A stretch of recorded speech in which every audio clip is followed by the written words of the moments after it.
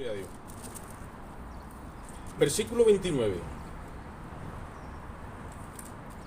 Dice así la palabra, a la gloria de Dios, Padre, Hijo y Espíritu Santo.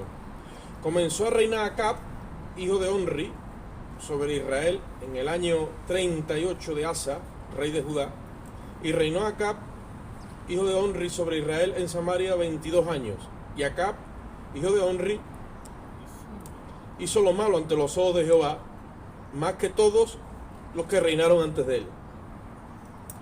Porque le fue ligera cosa andar en los pecados de Jeroboam, hijo de Nabat, y tomó por mujer a Jezabel, hija de Et-Baal, rey de los Sidonios, y fue y sirvió a Baal y lo adoró.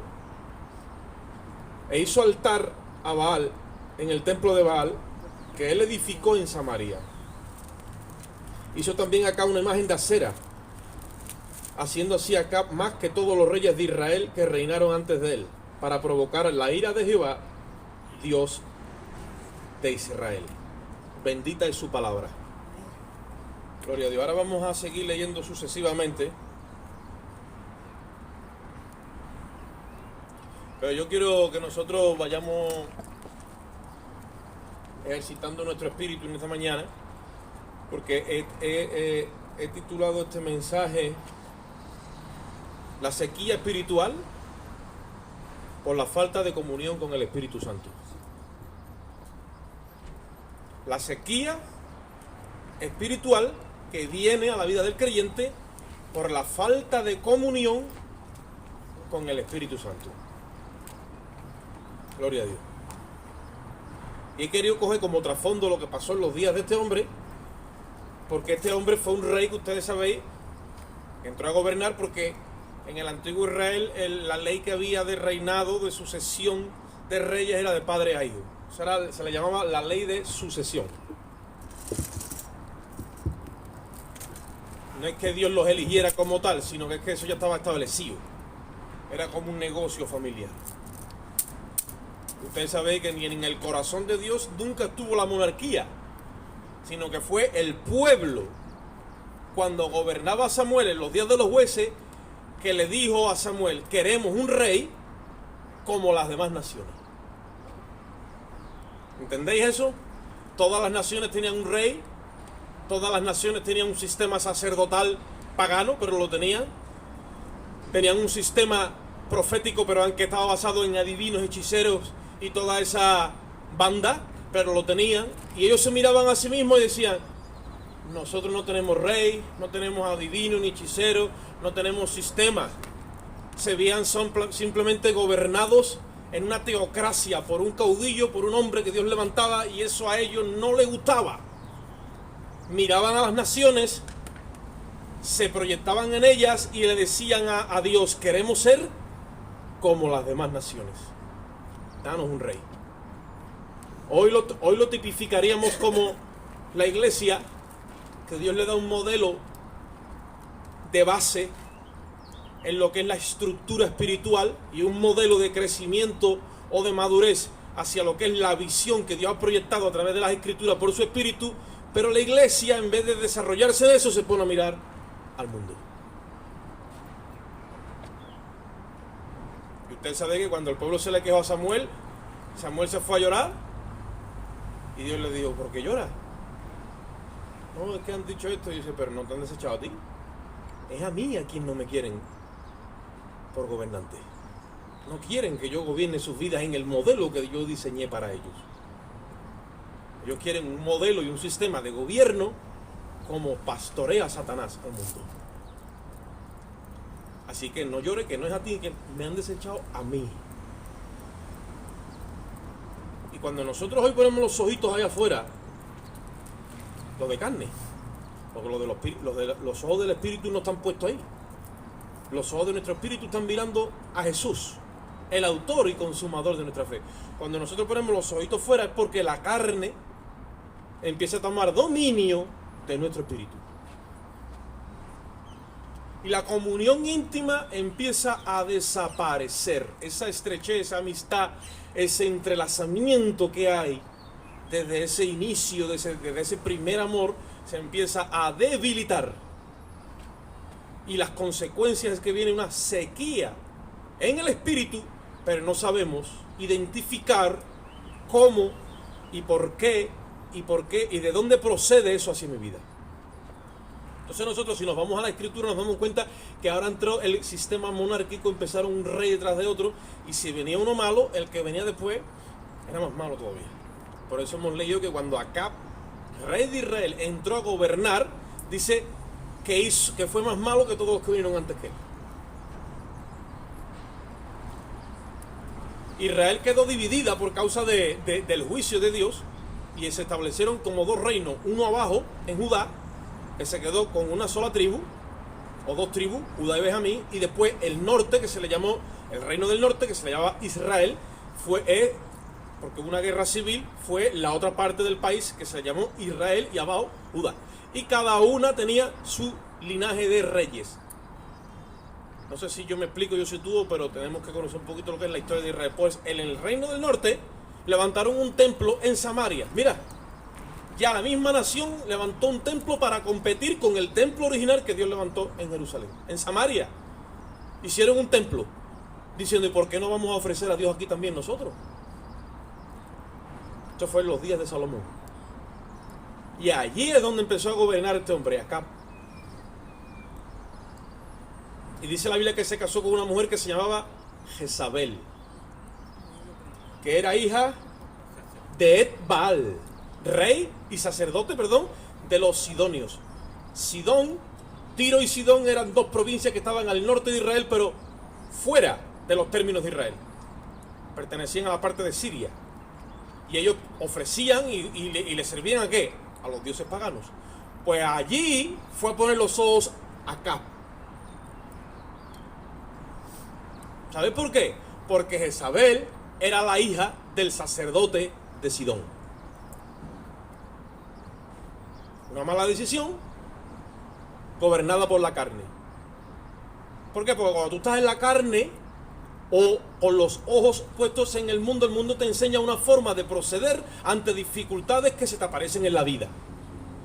Si nosotros no aprendemos por el Espíritu a agarrarnos del único, solo y exclusivo modelo que Dios nos ha dejado, que es Jesucristo, y este crucificado, como se nos predicó el domingo pasado, y que no hay otra forma de salvación y de justificar nuestras almas, y que toda la provisión está en Cristo y este crucificado, entonces el mundo nos va a enseñar otras cosas aparte de lo que Dios nos quiere enseñar.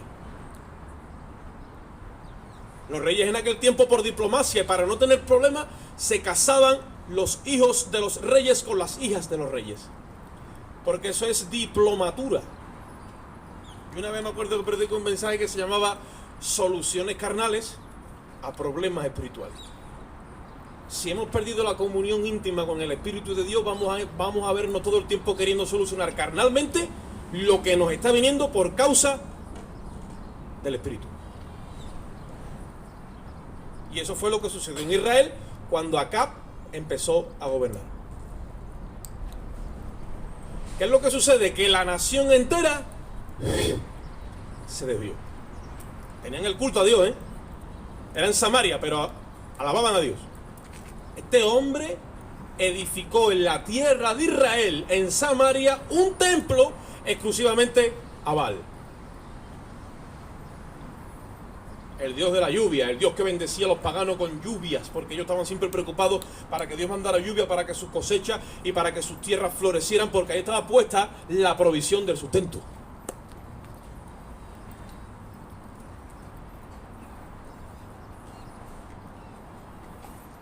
Y él dijo, pues me caso con la hija de Baal, con la hija del sacerdote de Baal, y me aseguro el papeo en la tierra de Israel. Va a caer la lluvia aquí, lo mismo que cae allí.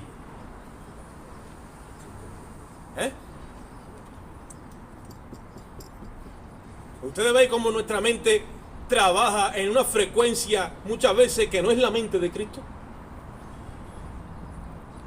Y hago esto, y hago unos arreglos aquí, y hago otras cositas allá, y ya yo me aseguro. ¿Qué te asegura tú? Te voy a decir lo que te asegura cuando dejas que la carne obre. Te voy a decir lo que te asegura. te asegura que lo que te está asegurando es que la comunión íntima de Dios se empieza a debilitar. Te asegura que el Espíritu, si te da unas pautas y te da unas advertencias y tú no atiendes, se empieza a retirar. Eso sí que es seguro. Y eso fue lo que empezó a pasar en Israel, porque esto es modelo de la vida del creyente hoy día. La tierra somos nosotros. El templo somos nosotros.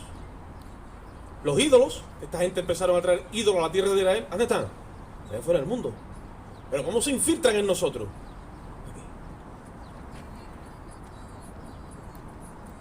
No vamos nosotros a traer la figura de un Cristo, lo vamos a poner en la casa, lo vamos a adorar, porque a estas alturas Satanás ya ha desarrollado una capacidad con nosotros que no nos va a llevar a la antigua idolatría que practicó Israel.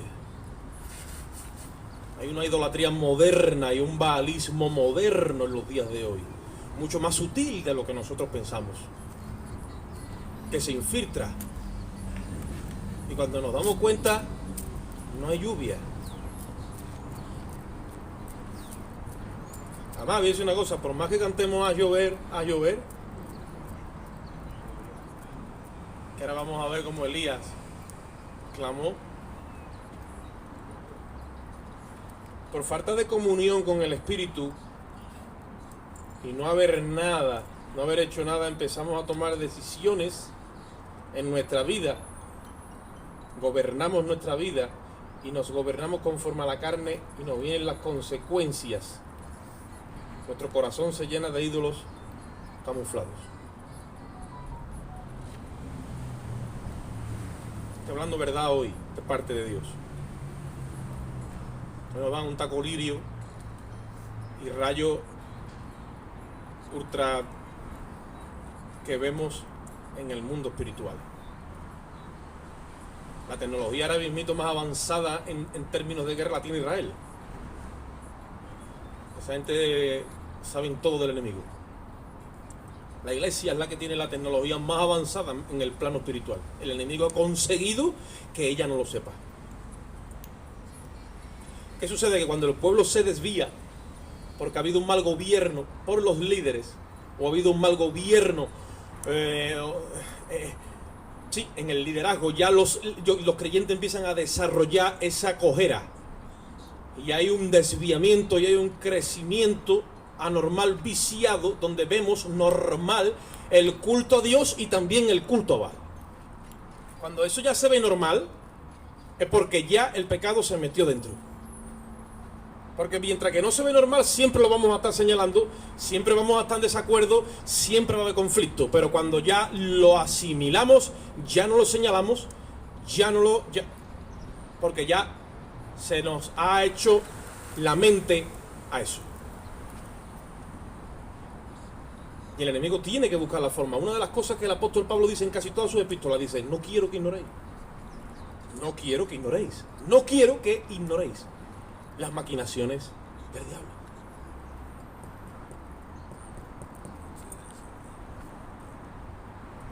Capítulo 17, versículo 1 dice: entonces Elías Tisbita, que era de los moradores de Galaad, dijo a Acab: vive Jehová, Dios de Israel, en cuya presencia estoy, que no habrá lluvia ni rocío en estos años, sino por mi palabra. Apártate de aquí y vuélvete al oriente y escóndete en el arroyo de Kerib, que está frente al Jordán, y beberás del arroyo, y yo te he mandado a los cuervos que te den allí de comer. Y él fue e hizo conforme a la palabra de Jehová, pues se fue y vivió en el arroyo de Kerib, que está enfrente al Jordán, y los cuervos le traían pan y carne por la mañana y pan y carne por la tarde, y bebía del arroyo.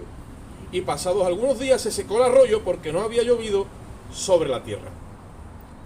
Tenemos una parte del pueblo que está viviendo en el desvío de la adoración a los ídolos, que Dios ha dicho que eso no, pero que ellos lo están viendo normal, y ha quedado un solo hombre con el modelo primitivo, con el modelo genuino, y Dios lo va a meter por un proceso de limpieza y de depuración de su fe, para que este sea el instrumento que el pueblo vea accionando de parte de Dios, para que la fe de todo un pueblo sea retranqueada otra vez al modelo original. Y deje de poner el corazón en los ídolos y lo ponga solamente en Dios. Yo sé que a la carne se le hace muchas veces fatigoso el caminar. Pero claro, es que es a la carne. ¿Os acordáis cuando los israelitas estaban en el desierto y decían, maná? Otra vez maná. No hay otra cosita aquí. Y mañana dice maná. Y pasado, la carta se la dieron. Llega un momento que a la carne dice, armé unos filetitos hoy. Tú sabes, a la carne no puede, con ella no se puede tener misericordia, hermano. Misericordia cero. Nunca os ha chocado cuando Dios le dice a Josué, entra ahí y todo lo que te encuentres, mátalo. Mujeres, niños, animales, todo lo que pille. Y mucha gente se ha confrontado con eso y dice, vaya tela, el Dios del Antiguo Testamento es diferente porque no entendemos. Ahí había carne ya contaminada por espíritus inmundos, que la única forma que iba a ser extirpada era dándole muerte, porque es que no hay otra forma de eliminar eso. Y nuestra carne, esta es la que vivimos ahora. Esto es materia orgánica, ¿eh? Esto es materia orgánica. Esto se alimenta de alimentos. Pero ella no es la que nos habla. Lo que nos habla es una parte interna espiritual que la Biblia lo llama el yo, lo llama la carne. En la teología se le ha llamado a la parte espiritual no regenerada, ni se regenerará nunca, se le ha llamado la carne. Es nuestra vieja creación. Y la única provisión que Dios le ha dejado, ¿cuál es? En la cruz. Dice Gálatas 5:24, que los que son de Cristo han crucificado la carne con sus pasiones y sus deseos.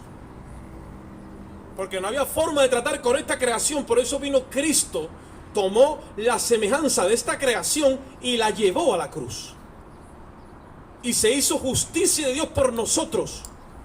Y allí crucificó la carne con sus pasiones y sus deseos. Pero eso nos ha sido imputado a nosotros para justificación. Ahora nos dejaron aquí y estamos en el proceso de la santificación. Y tenemos que hacer esa justicia técnica, la tenemos que hacer práctica, crucificando esa vieja creación. Porque si no la crucifica, te vas a ver como Acab en tu mente queriendo resolver problemas espirituales, porque el creyente desde que nace es un ente espiritual y todas las cosas que le suceden, pero todas, si ama a Dios, dice que todas las cosas ayudan a bien a aquellos que han sido llamados por Dios conforme a su propósito. Todas se tienen que resolver de forma espiritual porque somos hijos de Dios, nacidos no de carne ni de sangre, sino de Dios. No tenemos nada que ver con el mundo. Jesucristo dijo, Padre, no te pido que los quites del mundo, aunque ellos no son del mundo, sino que los guardes del mundo. Si estamos en el mundo y en vez de dedicarnos a lo que Dios nos ha llamado, nos ponemos a mirar el mundo, se nos mete eso en el espíritu. Nos embriagamos del modelo del mundo y esta creación que estaba crucificada empieza a abrir los ojitos y empieza a cobrar, iba a decir vida, pero la palabra no es vida, es muerte. Porque todo designio de ella es enemistad contra Dios. Léelo en Romano. Todo lo designio de la carne, pero todos, aunque tengan apariencias angelicales, todos te van a llevar a enemistad con Dios. Ella no está diseñada para agradar a Dios. Ella se hizo enemiga de Dios. No había forma de resolver el problema hasta que Cristo vino y fue crucificado como un maldito por todo y cada uno de nosotros. O sea, el asunto envuelve más importancia de lo que nosotros a lo mejor a bote pronto creemos. Y Dios llama a un hombre y le dice, ve y dile a Acab esto, y se le presenta a este hombre, a Acab, a este que está haciendo las cosas a su manera, que está gobernando al pueblo de Dios, pero creemos que gobernar al pueblo de Dios, o estar al frente de las cosas de Dios, como por ejemplo yo puedo estar como responsable, o estar al frente de mi familia, por las cosas de Dios, o llevar un matrimonio para adelante, o ser un testigo en mi comunidad y en mi entorno, creemos que eso es algo como un huevo que tú lo echas a freír y eso va solo. Eso no va solo. Necesitamos de la sabiduría, de la enseñanza y de la capacidad que viene del mismo cielo. Porque para hacer las cosas en la carne, para eso Dios no mandó a Cristo a la cruz.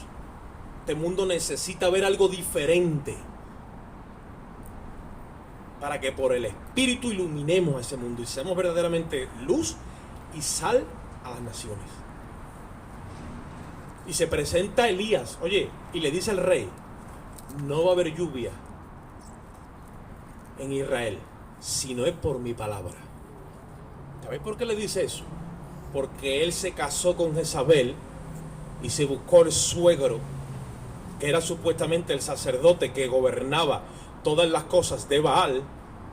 Oye esto, y él se estaba asegurando la provisión para su pueblo de una forma carnal, y Dios le vio las intenciones del corazón, y el profeta le dice: has hecho esto para asegurarte una jubilación, para asegurarte unos años de tranquilidad, para asegurarte lo que tú quieras, pero que sepas una cosa, que el Dios del cielo te dice que no lluvia. Y ahora te casas con esa o con ese y te lo tienes que comer con papa.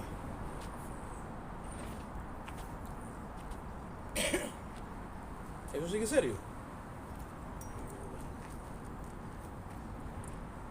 Había un hermano que decía: nos vamos a comprar un coche, miramos todas las estadísticas, miramos todas las prestaciones y vamos a comprar una casa, y estamos, imagínate, mirando precios, buscando para allá, para acá, y nos pegamos hasta 2, 3, 4, 5, 6 meses calculando bien todo, porque hombre, imagínate un coche, una casa. Y el cónyuge, nada más que se te levanta la carne, dice tú: y esta es. Como me decía un hermano, estaba sin compañero, y decía: hermano, esta es. Y yo decía: ¿estás seguro? Seguro, ya. Este ayuno y oración, y esa es la respuesta que viene del cielo. Y yo decía: cuídate, que como te cases ya es la que, como decía un pastor, quería carne después de comer hueso. Lo que pasa es que cuando uno está en continencia, se enamora de la mona de Tarzán, si hace falta.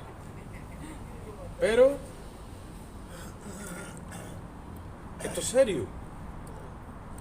Y este quiso hacer unas cosas a su aire, creyendo que iba a resolver el problema de una vez. Y muchas veces, hermano, no consultamos con Dios, porque la consulta con Dios requiere un proceso donde la carne no tiene parte. Se está perdiendo las sendas antiguas. Por eso yo estoy loco por buscar un sitio, pero no para, tú sabes, mira, tenemos aquí, no. Porque si no, aquí nos tiraríamos, de verdad, nos postraríamos. Vamos a consagrar un día a Dios en la búsqueda. Hoy día vivimos en tiempos donde vivimos acelerados, nos han enchufado al dichoso satélite, y tenemos el pepino ese todos los días ahí. Y la quietud. ¿Dónde está la quietud para tener certeza en los pasos que doy? Dice el Salmo 46:10: estad quietos y conoced que yo soy Jehová. Y nosotros estamos como esta gente que te salen en los semáforos, que se te paran ahí con los timbales, montan el monociclo, y el más difícil todavía. Y le dice tú al Señor: si yo estoy quieto, y dice: sí, está quieto. No hace más cosas al mismo tiempo porque ya no puede. Jeremías se paraba en la puerta del templo y le decía a la gente: preguntad por las sendas antiguas y hallaréis descanso para vuestras almas. 700 años después de Jeremías aparece un judío y le dice al pueblo: venid a mí todos los que estáis cargados y trabajados, que yo os haré descansar. Venid a mí. Es el que nos muestra las sendas antiguas. Y le dice Dios a Elías: métete en el arroyo. Oye esto, que te voy a enseñar yo a ti lo que es la provisión, pero por el Espíritu. no por la carne. Venga, pues gloria a Dios. Me va a traer el Señor las tostaditas por la mañana y al mediodía me va a dar, y por la noche... No. Va a beber del arroyo. Y voy a mandar a los cuervos que te den de comer.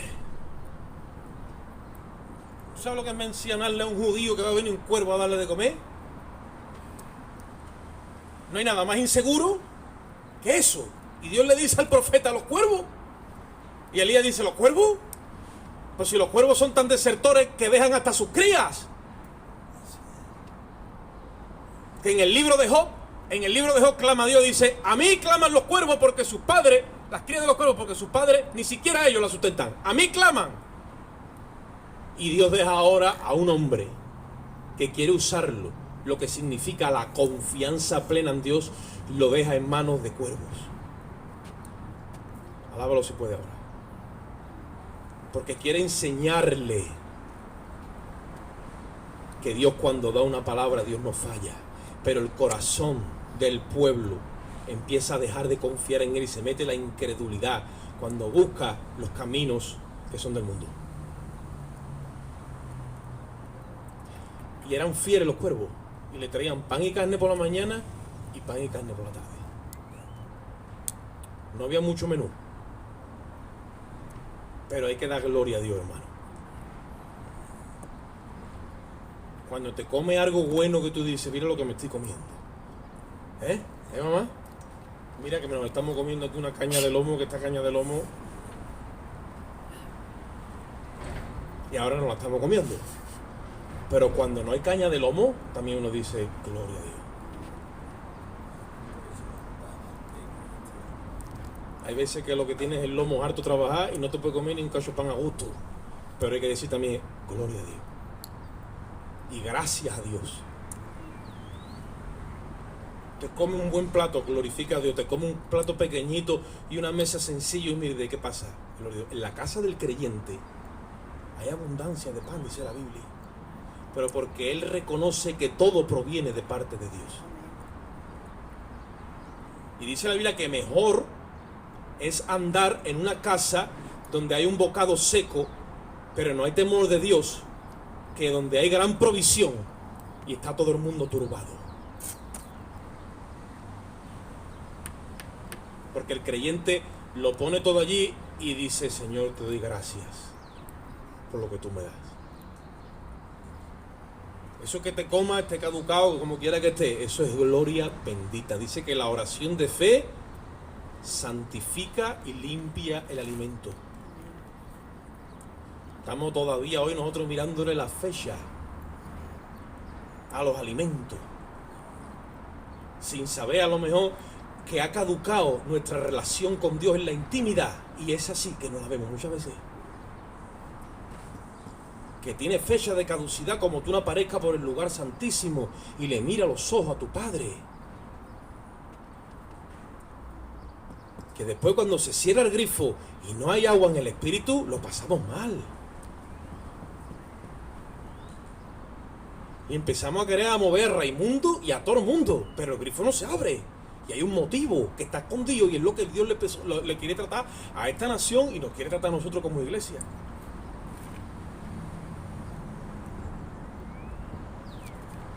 Elías es tipo del ministro que tiene que ser preparado por Dios para un tiempo de trato fuerte de Dios con el pueblo y revertir toda la situación.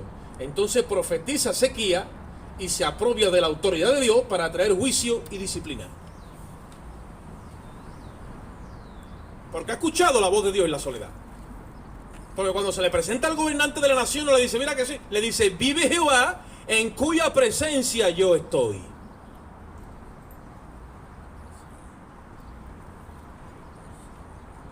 Y a nosotros nos está faltando la autoridad para decir, yo vivo todos los días en la presencia de Dios. Porque si todos los días viviéramos y estuviéramos en la presencia de Dios, discerniríamos al momento cada situación por la que estamos pasando. Porque habría luz. Y muchas veces las tinieblas oscurecen el entendimiento. Dice la Biblia que el Dios de este mundo ha cegado el entendimiento de los incrédulos para que no les resplandezca la gloria y la faz de Jesucristo.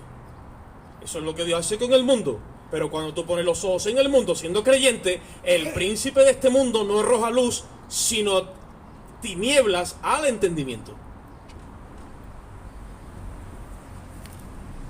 Y cuando el entendimiento se embota, uno lo que hace es que retrocede.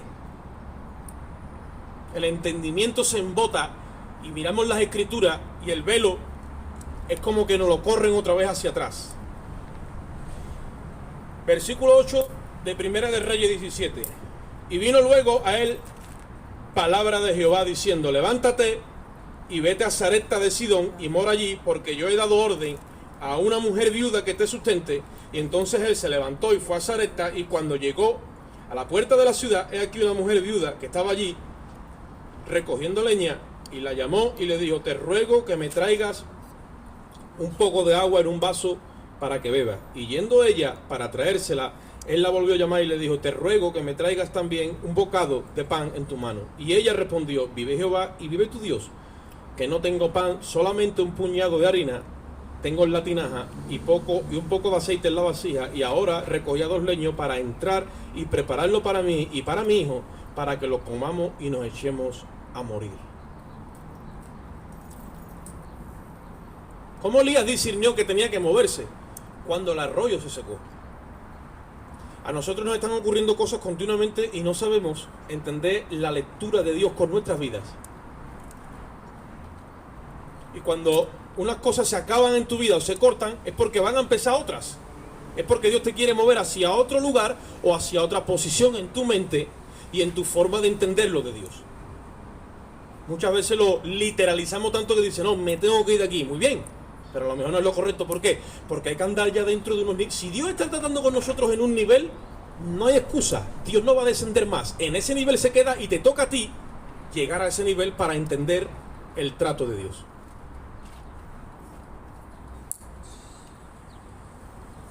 Yo muchas veces comparto con mi esposa y le digo: pero es que Dios a lo mejor no va a tener que venir específicamente para hablarte en español y en audible, decir esto y esto y esto. Puede ser. No hay cosa que a la carne le guste más que eso. El espíritu no necesita eso, porque el espíritu está diseñado para escuchar su voz en la intimidad. Ahora, si lo quisiéramos escuchar en la carne, a lo mejor no te va a decir esto y esto, a lo mejor te va... Israel le dijo a Dios: ¿por qué Dios tiene que tratar con Moisés nada más? Nada más que Moisés, con nosotros no habla. Y Moisés dijo: mira lo que dice el pueblo. Dice: pues dile que se preparen así, asado, que voy a descender y voy a hablar con ellos. Y cuando descendió Dios y empezó a hablar, no podían soportar la voz de Dios. La trompeta de la voz de Dios, y empezó eso a tronar y a dar órdenes y dictámenes. Dice que se quedaron espantados y dijeron: que nos hable mejor Moisés.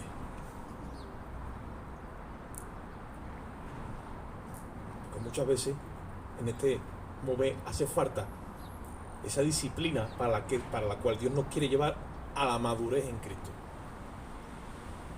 El profeta se le acaba el agua y entiende que tiene que removerse, y cuando entiende que tiene que removerse se prepara y ve, ya viene la voz de Dios: vete a Sarepta de Sidón. A este también lo manda fuera de Israel y le dice: que yo he dado orden a una viuda, oye esto, que te sustente.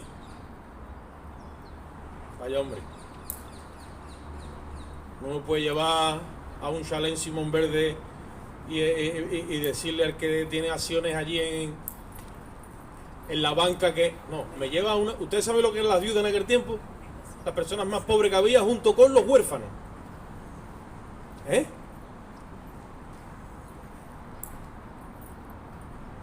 Pero Dios no quiere bendecir al pueblo ni a ninguna viuda del pueblo, porque el pueblo le ha cerrado el oído a Dios.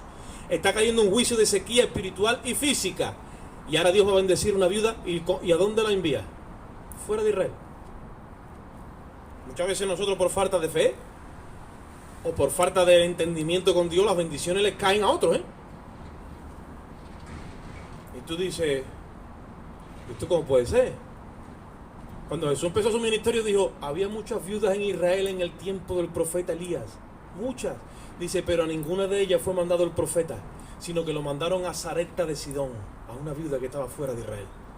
¿Cómo va a ser si los hijos de Israel era lo que...? Sí, pero muchas veces cuando el corazón se endurece, la bendición se detiene.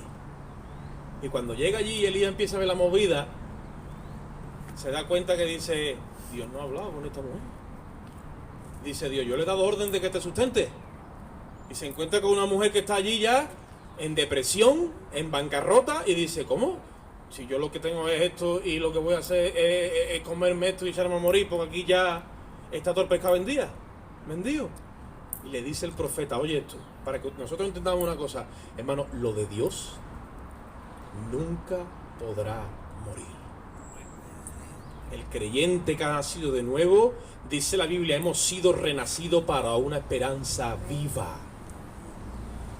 Se nos ha sacado de entre los muertos. La vida que nosotros tenemos, Jesucristo se la sacó a la muerte y nos la ha entregado a nosotros. El creyente no muere nunca. La esperanza que tiene el creyente es inmortal. Por eso dice la Biblia que Cristo quitó de en medio la muerte y sacó a la luz la vida eterna y la inmortalidad por el Evangelio.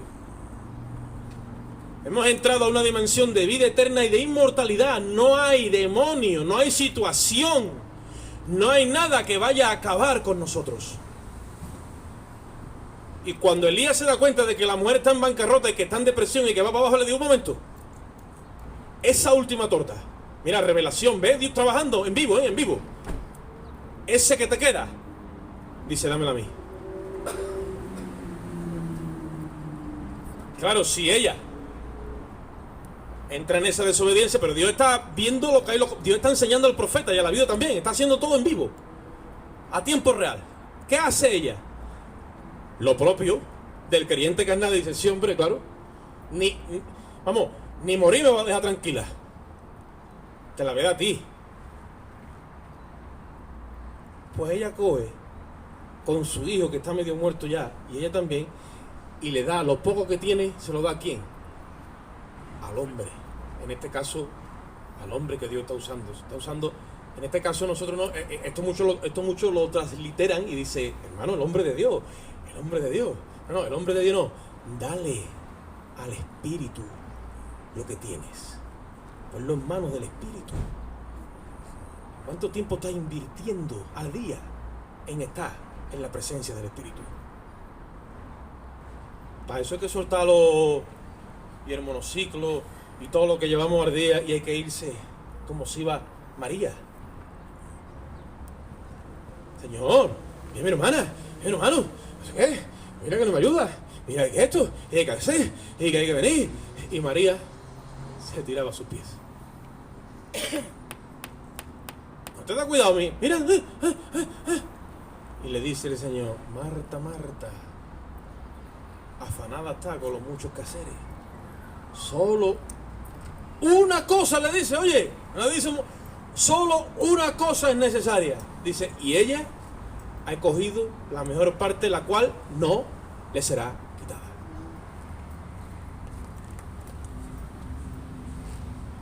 Por allí estaba Marta haciendo un montón de cosas, una polvorilla, pero turbada.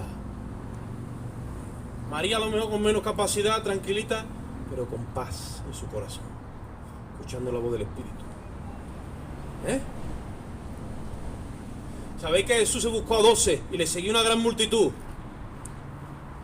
Y dijo ya por varias veces, el Hijo del Hombre será entregado en manos de pecadores y le crucificarán, y al tercer día resucitará. Y ellos, sí, Señor, Ni uno de ellos, ni uno tenía la revelación de lo que le iba a pasar a Jesús. ¿Sabe quién la tenía? María, la hermana de Marta. Ella tenía la revelación. El Espíritu le reveló, porque se le tiraba los pies del maestro. Le reveló que iba a morir. Y ella todo lo que tenía en aquel momento, que era lo mejor, lo quebró y dijo, yo le doy al Señor lo mejor que tengo. Y hizo en medio de la reunión, y quebró un bote de perfume de alabastro puro, dice la Biblia. Como la viuda, lo poco que tenía, se lo dio al Espíritu, se lo dio al Señor. Y dice que toda la casa se llenó del perfume. Pues con todo y eso, los carnales criticándola. Hasta que vino Jesús y dijo, ¿por qué hacéis esto? No, que se podía haber hecho porque los pobres, porque se podía haber vendido. Todo el tiempo estamos maquinando con una mente carnal. Estamos escatimando como si nuestro Dios no fuera el dueño del oro y de la plata. Que los pobres, dijo Jesús, a los pobres siempre los tendréis entre vosotros. Ella ha hecho una buena obra porque me ha ungido para la sepultura. Eso se llama revelación en el Espíritu.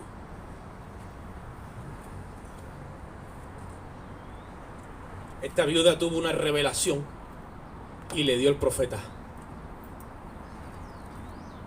Y cuando le dio el profeta, en el versículo 13 dice, Elías le dijo, no tengas temor, ve y haz como has dicho, pero hazme a mí primero de ello una pequeña torta cocida debajo de la ceniza y tráemela, y después hará para ti y para tu hijo, porque Jehová, Dios de Israel, ha dicho así. Mira, cuando tú obedeces al Espíritu, viene palabra de Dios. ¿Por qué Dios no me habla? ¿Por qué yo no entiendo? ¿Y por qué esto? Obedece. Yo obedezco, tú no obedeces. Tú crees que obedeces conforme a tu imagen y semejanza de lo que tú tienes de Dios. Porque los católicos y todos los que se hacen imagen, se hacen una estatua a imagen y semejanza de lo que ellos entienden de Dios. Y nosotros aquí también creamos idolatría y nos hacemos a un Dios conforme a nuestra imagen y a nuestra semejanza. Porque en el momento que tú obedeces, que yo obedezco, el modelo no falla, viene palabra de Dios. Y te dice, amén. Eso es. Y dice, el profeta le dice a ella, la harina de la tinaja no escaseará, y el aceite de la vasija no disminuirá, hasta el día que Jehová haga llover sobre la faz de la tierra. Toda una nación pasando sed, pasando necesidad, por la carnalidad de un rey carnal, y una viuda fuera de los términos de Israel, con el sustento asegurado, porque le ha creído a Dios y le ha obedecido con lo poco que tiene. Y recibió un decreto, oye eso, un decreto, y le dice, el aceite de la tinaja ya no va a escasear, ni la harina tampoco. Y desde entonces llegaba la viuda, feliz y contenta, metía la mano en la talega y decía, hay poder de Dios. Porque ya confiaban que en una palabra de parte de Dios que había venido ungida para su vida. Una palabra de parte de Dios. Es lo que nosotros necesitamos en los días de hoy. Una palabra que venga de parte de Dios. Cuando tú vengas al culto y el Señor no haya mitigado la situación, cuando métete en profundidad y dile, Dios mío, los hermanos, el hermano Oscar, que quiera que sea, pero tú sabes por lo que yo estoy pasando, yo necesito que tú me hables, pero quédate allí. No diga, no, es que tengo que hacer, es que tengo que venir, quédate allí. Como yo, ponle unos speech a la rodilla y no te muevas. Y vas a conocer a Dios en la profundidad. Dios no es hombre para mentir, ni hijo de hombre para arrepentirse. Dios no juega. Dios da una palabra y la da. Y Dios se compromete y cumple. Pero no estamos muchas veces a la altura. Entonces viene la sequía y vienen los problemas y tenemos que pasar por ellos para que entremos en cordura. ¿Por qué? Porque hemos creído que todo ese baalismo en el cual nos hemos metido ignorantemente, porque nos hayan dicho por aquí, es normal y no es normal.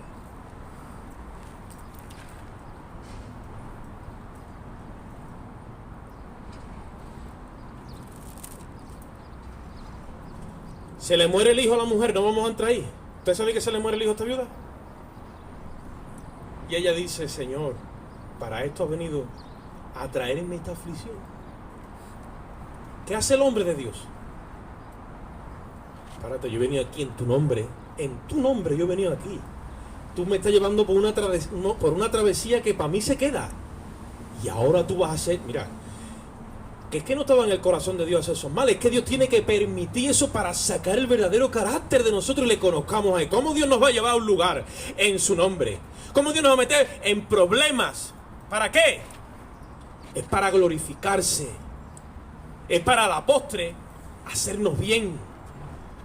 Como le dijeron a Israel, te metí por este desierto y te afligí, te probé.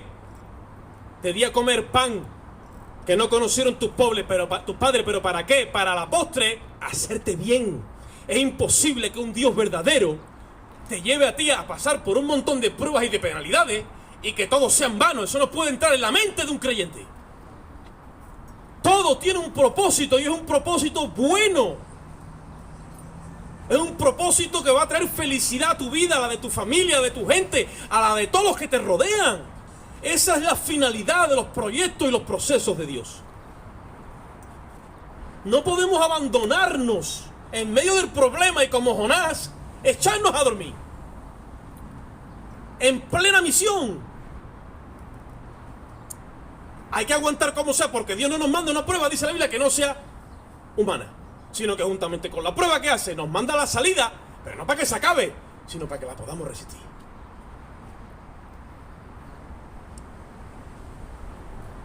Si nos pusieran en un vídeo así rápido por donde han pasado todos los creyentes de todas las edades de la iglesia, entonces tendríamos que agachar nuestra cabeza y meternos debajo de la cama, digo yo, y no salir de ahí hasta que nos convirtamos. Y el caso es que es el mismo Dios el que está tratando con nosotros. El mismo. ¿Qué hace el profeta? Se tira encima del niño y le dice: Dios mío, devuelve el alma a este niño. El profeta no entra en unas profundidades con Dios, no sabe clamar, no sabe interceder, y en ese momento le dice: tú no vas a dejar a esta mujer en desgracia. No puede dejar el asunto así. Y le sale un clamor que Elías en su vida había clamado en ese orden. Y Dios le envía otra vez el alma al niño.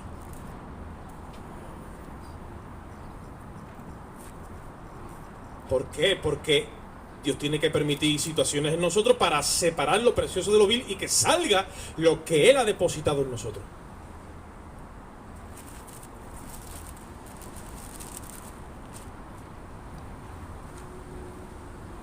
Y cuando acaba toda la travesía de Dios con el profeta, le dice Dios al profeta: ahora vuelve a la tierra de Israel y preséntate a Acab y dile: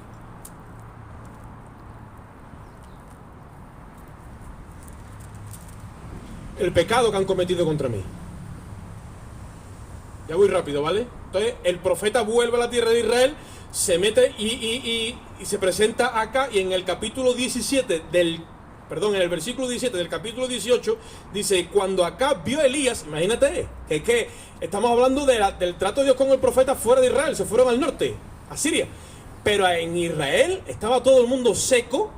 Oye esto, no había agua para los animales ni para nadie, estaban muriendo los animales, estaba muriendo todo el mundo, y para colmo la foto de Elías por todos lados se busca. Este es el culpable de que no tengamos agua.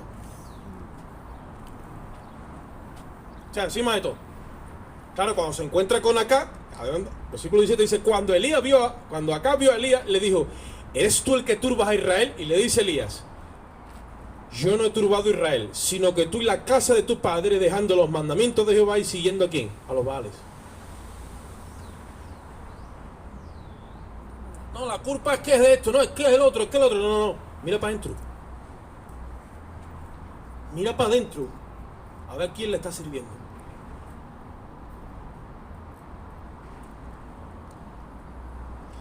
Dice: envía pues ahora y congrégame a todo el pueblo en el monte Carmelo, 450 profetas de Baal y los 400 de Acera que comen en la mesa de Jezabel. Estaba todo el pueblo entrando en un formato, ¿vale?, donde, como nos hemos asegurado en el ministerio, haciendo lo que esta gente nos dice, pues no hay problema, porque comían a la mesa de ellos. Y Dios dice: congrégamelos todos en el monte Carmelo. Y ahora llega a un acuerdo con ellos. Dice: entonces acá convocó a los hijos de Israel y reunió a los profetas en el monte Carmelo. Los profetas eran gente que supuestamente tenía también palabra de Dios y estaba designada y catalogada para enseñar al pueblo la voluntad de Dios. Y dice, y acercándose Elías al pueblo le dijo, ¿hasta cuándo claudicaréis entre dos pensamientos? Si Jehová es Dios, vamos a servirle, pero si no es Dios Jehová, entonces vamos a servir los Baales. Y ese es el problema que se mete en la iglesia. No se quiere meter de lleno con Dios, oye esto, pero tampoco se quiere ir de cabeza enteramente al mundo porque no vaya a ser que me pierdan en el infierno.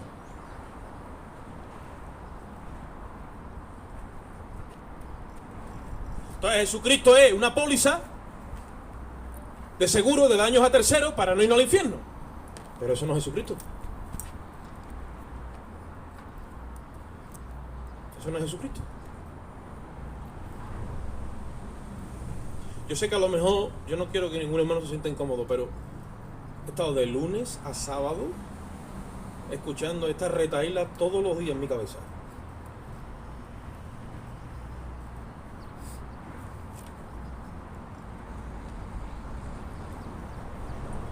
Suben al Monte Carmelo, ya avanzo. Allí van todos, 400, 450 y el pueblo entero. Y Elías le dice al pueblo, hagan ustedes vuestro altar y vuestro modelo del mundo. A ver si aparece Dios. ¿Cómo es que se le sirva a Dios? ¿Y cómo es que se vaya a asegurar todo lo que queréis? Así, venga, hagan entonces ustedes el altar ahí, que yo voy a hacer el altar. A Dios. Ahora, el Dios que responde a través de fuego, ese Dios. Venga, vale, ese. Usted sabe la historia ya.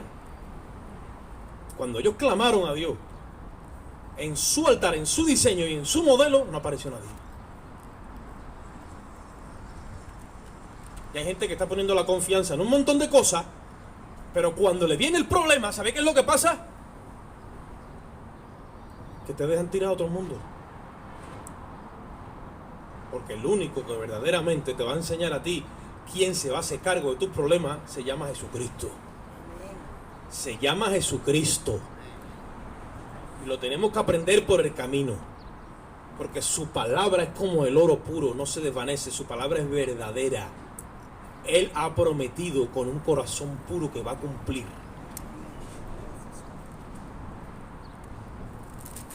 Subió el pueblo, hicieron el altar, y cuando le tocó a Elías, ¿qué pasa? Degolló, hizo allí la matanza, le hicieron una zanja, ¿vale? Mira que había poca agua, pues Elías dice, échale agua al sacrificio, échenle más agua. Más agua, con la poca que, échale más agua. Y eso es lo que pasa muchas veces. Bueno, párate, me decía el otro día una hermana, bueno hermano, yo le pido al Señor que por lo menos, mi hermana, tú le estás pidiendo a Dios, y digo, pues pídele ya de una vez bien. Y tenemos ese espíritu medio raro, bueno Señor, tú sabes, pero por lo menos un poquito. Y esto, eso no es fe. A Dios le pide, pero pídele por derecho. Es que hermano, digo, mira, que pídele un sueldo alto ahí y que trabaje. Que un sueldo que te den 3 veces lo que gana ahora y que trabaje la mitad. Y la otra mitad para él. Le estás pidiendo, sí, pide. Dice, pedid, se os dará. No vamos a impresionar a Dios con nuestra comiseración de que, bueno, tú sabes, te estoy pidiendo un poquito. Pide. Y pide con confianza. Él ha prometido salud, sí, vamos a pedir salud. Él ha prometido provisión, sí, vamos a pedir lo que él ha dicho que es. Dice, Elías, échale agua. Más agua, más agua. No están empapados, más agua. Y ahora se llenó toda la saja entera y el sacrificio empapado. Oye esto. ¿Ya habéis acabado? Sí, vale. ¿Me toca a mí? Dice Elías. Sí. Dice que cogió y restauró el altar de Jehová que estaba como arruinado. Oye eso.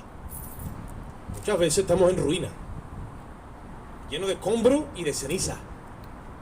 Y Dios tiene que venir a restaurar el altar y mostrarnos el modelo. Aquí no hay un proyecto de sanidad para cuando nos enfermamos, otro proyecto de economía para la provisión. Aquí no hay un proyecto de un ministerio de defensa para cuando tengamos problemas. Aquí hay un solo proyecto y es Jesucristo y este crucificado. Lo que Elías levantó en el Monte Carmelo es símbolo de la cruz del Calvario. Y cuando él oró, mira la oración de Elías.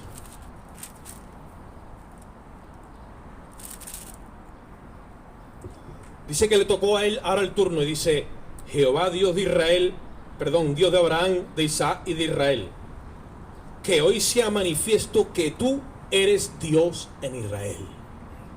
Va a sacar del pueblo la confusión de una. Y le dice: que yo soy tu siervo y que por mandato tuyo he hecho todas estas cosas. Que quede claro. Y le dice: respóndeme, Jehová, respóndeme, para que conozca este pueblo que tú eres Jehová, el Dios de Israel, y que tú vuelves a ti el corazón de ellos. Entonces cayó fuego de Jehová y consumió el holocausto, la leña, las piedras y el polvo, y aún lamió el agua que estaba en la zanja. Y viendo todo el pueblo se postraron diciendo: Jehová es Dios, Jehová es Dios.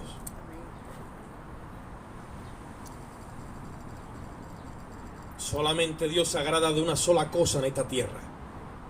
No es el altar que levantó Abraham allí, que todos eran símbolos y tipos. No es lo que levantó Moisés en el desierto. No es la ley del Sinaí. Oye, esto no es nada de eso. Es Jesucristo y este crucificado. Ahí está toda la provisión de Dios. El Espíritu no va a respaldar otra cosa que no sea a Cristo y este crucificado. Es que han pasado 1000 años. Es que, Señor, las cosas han cambiado. Señor, que mira cómo está todo. Señor, es que el mundo cambia. Yo, Jehová, que no cambio, dice la Biblia. Y con aquello que hiciste allí tengo yo provisión para hoy. Tiene de sobra. Dice el apóstol Pablo: todo lo puedo en Cristo que me fortalece. Mi Dios pues suplirá todas mis necesidades conforme a sus riquezas en gloria. Ahí está toda la provisión. Y Elías hace un despliegue de poder, habiendo levantado el altar y restaurándolo, que es conforme al nuevo pacto tipo de la cruz de Cristo y el crucificado, provocando el respaldo del cielo y la confirmación a su modelo de altar, respaldando con fuego del Espíritu Santo y despertando al pueblo del sueño espiritual. Y después, ¿qué hizo? Destruyó a todos los ministros de idolatría.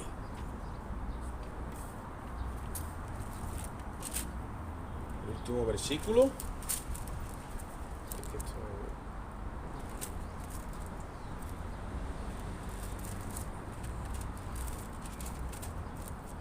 Versículo 40. Entonces Elías le dijo al pueblo: prended a los profetas de Baal para que no escape ninguno. Y ellos los prendieron, dice, y los llevó Elías al arroyo de Sisón, y allí los degolló. Uy, hermano, qué violento. A mí se me hace eso muy violento. Yo no quiero ser eso. En el espíritu tú tienes que ser violento. El Señor dijo: los violentos arrebatan el reino. Violento con la carne, violento con los pensamientos y las estructuras de la carne, con las filosofías, con los ideales, violento con eso.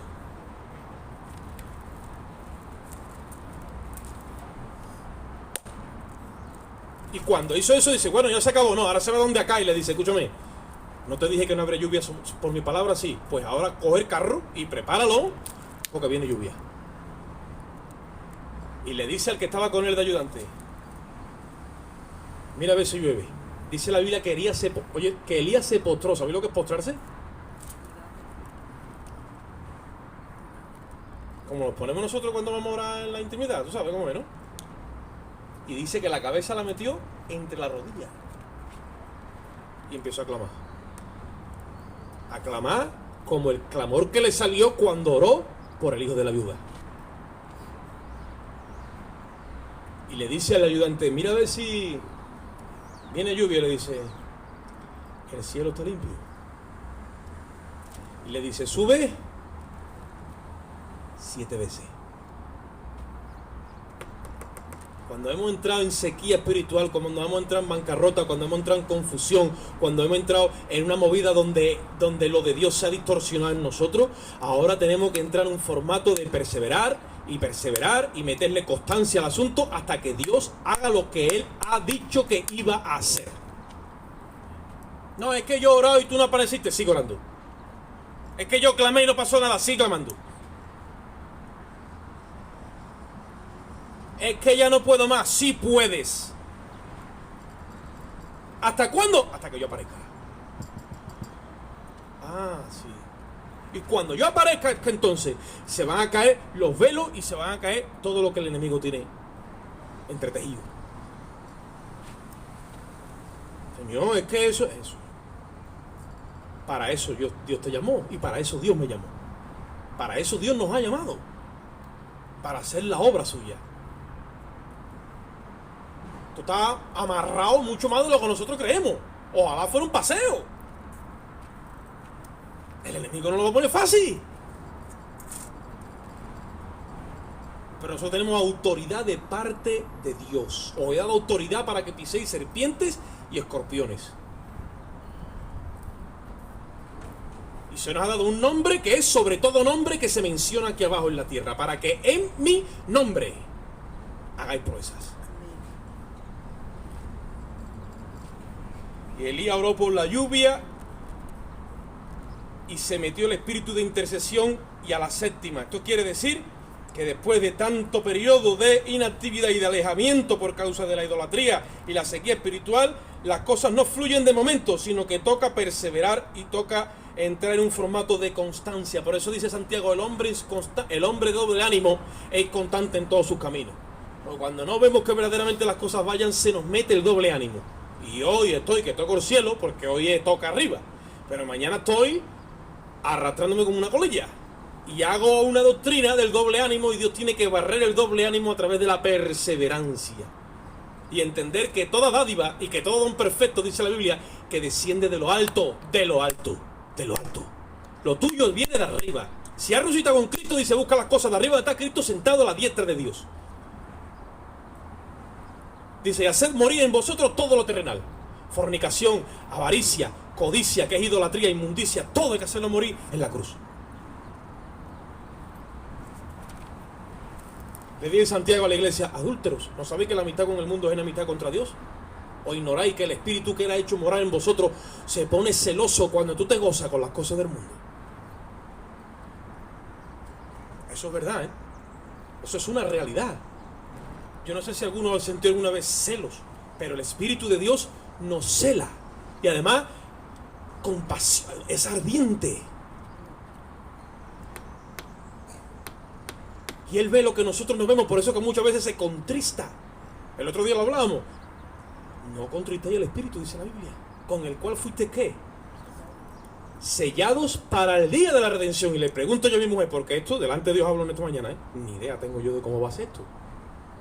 Pero dice la Biblia que si nos han sellado para ese día, ¿no? Si llega ese día, porque ese día va a llegar. Nos puede coger a nosotros que o no. Todas las papeletas apuntan a que sí. Y suena la trompeta y es el día de la resurrección y hay gente que tiene el espíritu contristado. ¿Qué va a pasar?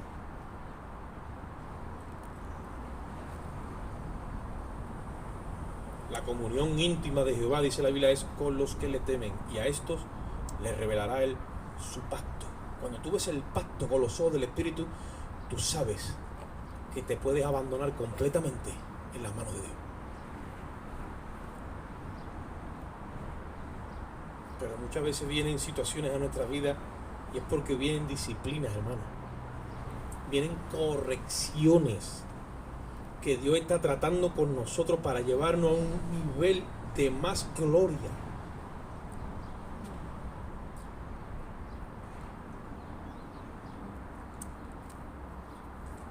Había escuchado antes cuando comencé leyendo lo que dice el apóstol Pablo a los Corintios, ¿no? Dice, todos salieron de Egipto. Todos, dice la palabra clave, todos. En 5 versículos, 5 veces, todos. Y todos pasaron el Mar Rojo. Y todos fueron bautizados en la nube y en Moisés. Y todos, hay una vida espiritual. Y todos, dice, pero de los más de ellos, no se agradó Dios. Pues si todos pasaron, todos, dice. ¿Y cuántos llegaron?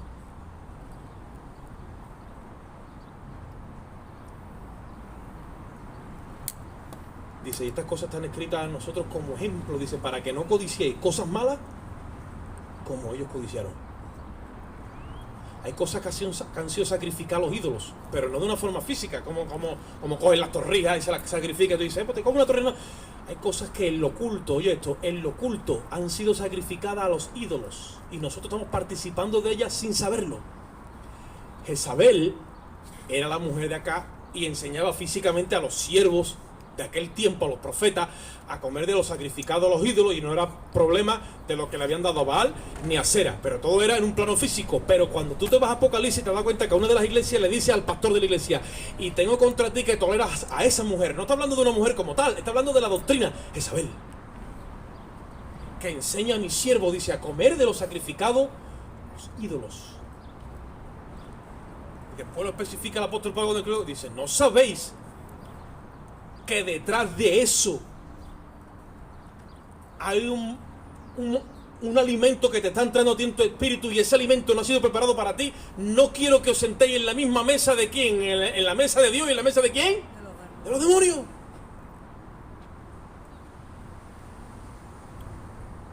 Y hay cosas que te están afectando porque son diseñadas por ellos, y tú te estás nutriendo de eso.